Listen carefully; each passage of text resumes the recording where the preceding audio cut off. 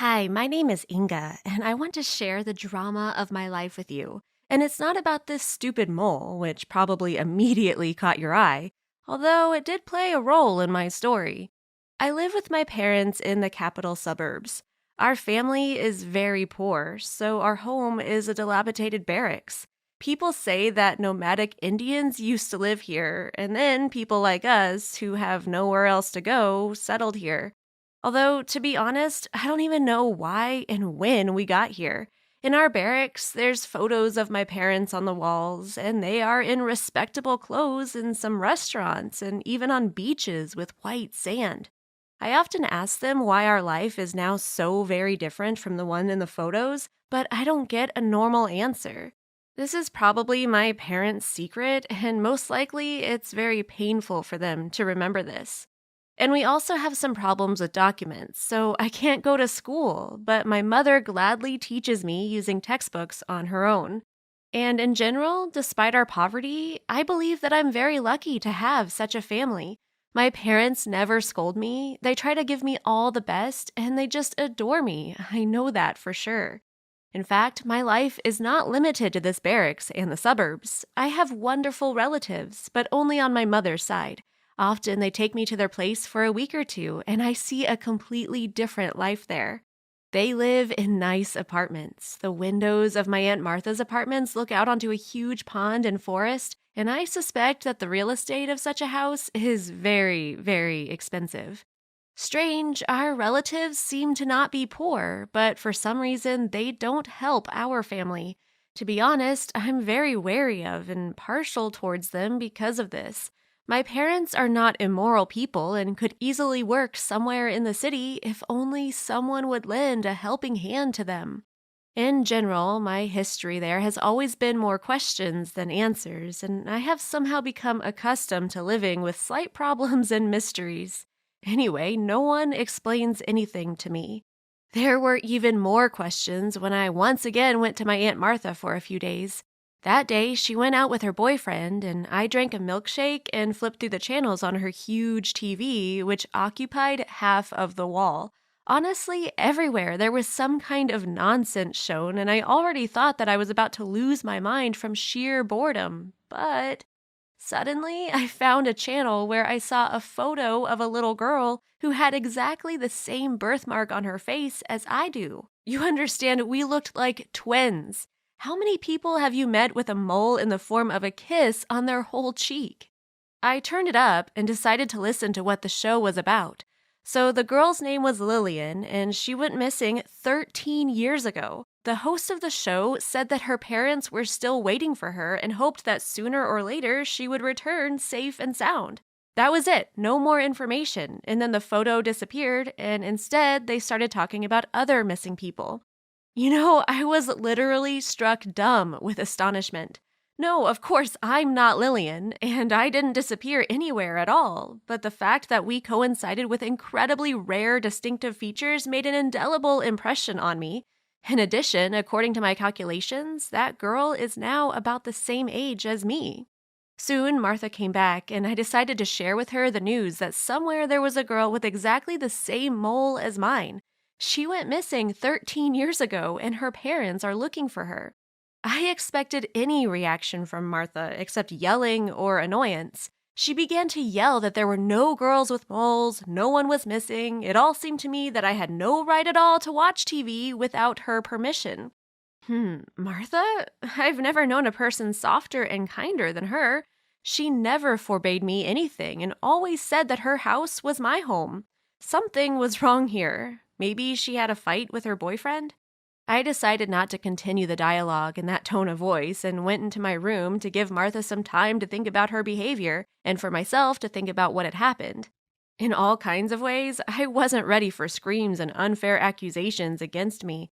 After 10 to 15 minutes, Martha entered the room, hugged me, and asked for forgiveness. She said that she herself didn't know what got into her and asked me to tell her more about the girl in the program. When I started talking about what I saw again, I noticed that my aunt got nervous again. Sweat dropped from her brow, her eyes shifted nervously, she chewed her lips and moved her hands unnaturally. Why was she so worried about that girl?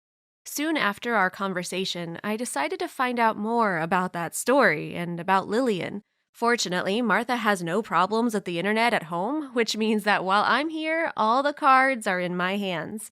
It turned out that the whole story with the missing of little Lillian 13 years ago was very popular for more than a year. She was looked for everywhere, and her wealthy parents even offered a reward of $100,000 to someone who would help find their daughter. It's so sad how much grief they had to suffer. I continued to study the story of Lillian and soon found out that she was kidnapped. At that moment, I had terrible thoughts, and I even thought that the poor girl was no longer alive.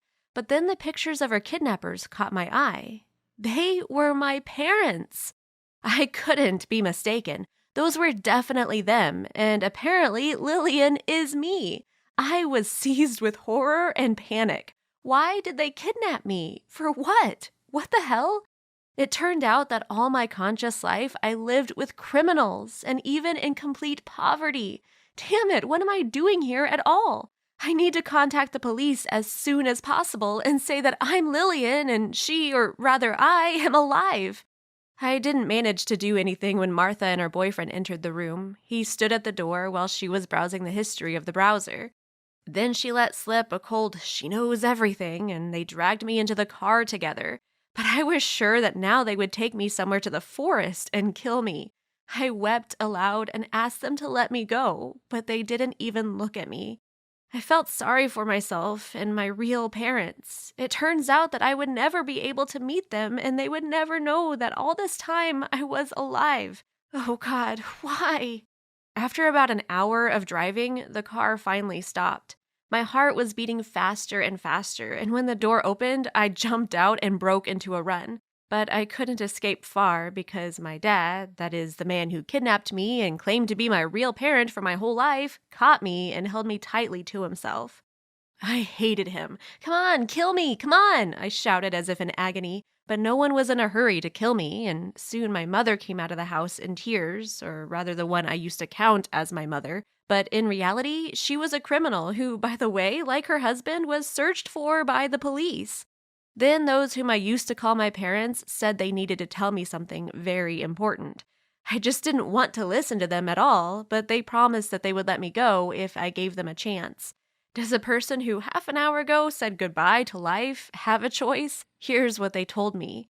These people, whom I considered my parents, could not have children. Rather, my dad couldn't. In general, they lived a happy marriage for a long time, and then they realized that they still lacked something.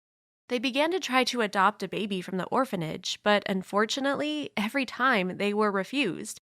They were defeated and were ready to say goodbye to the dream of becoming parents, as the next director of the orphanage appeared on their way. He said that he could help them with adoption, but of course it would cost some money.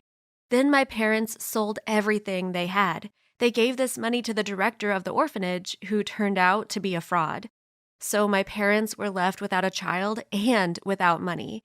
In such circumstances, it was already about survival and not about the children. They finally said goodbye to their dream and promised each other to forget about the children forever, because now they had to regain their footing. However, my parents didn't want to go the hard way, so my mother decided to become a surrogate mother for a considerable fee. She bought fake certificates that she had 3 children, because without them she wouldn't be allowed to carry someone else's child, and went in for an interview.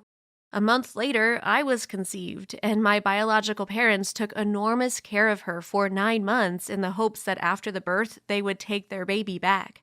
Only during the pregnancy, something went wrong, and my mother, who was carrying me, realized that she couldn't give me to anyone. She tried to escape and give birth in another country, but she was caught and sent to prison.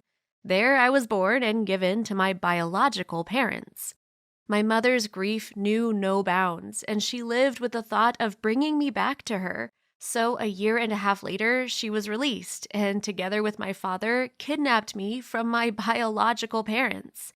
It was clear that such a noticeable child would be found sooner or later, and therefore my mom and dad decided to lead the life of hermits in these barracks.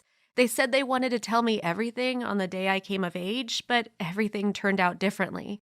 Now my parents are mostly afraid of the fact that I would go to the police and leave them, but they said that they would understand any decision I made.